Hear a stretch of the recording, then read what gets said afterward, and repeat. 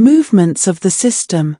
We take movements a portion of each day, that we may regain and enjoy health. In order to strengthen the arms and chest, we have taken excellent movements in scrubbing woodwork, sweeping floors, washing dishes, and washing clothing upon the old-fashioned rubbing board, which we would recommend as a far better instrument to strengthen the arms and chest than the back-breaking washing machines. We take movements to strengthen the ankles and muscles of the limbs in climbing the mountains, prospecting, and gathering flowers. And frequently we descend with our arms loaded with broken wood, which is scattered plentifully upon the mountains. We are becoming strong by healthful exercise. We enjoy physical exercise after close application to writing several hours each day.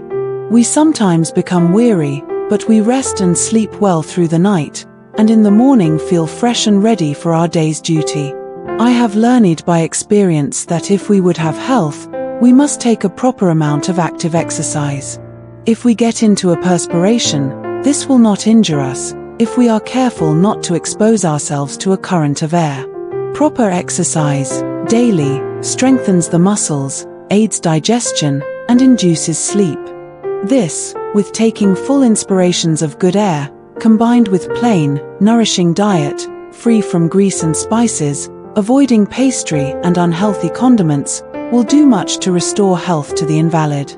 Those who would enjoy the blessings of health and strength must have a proper amount of exercise daily.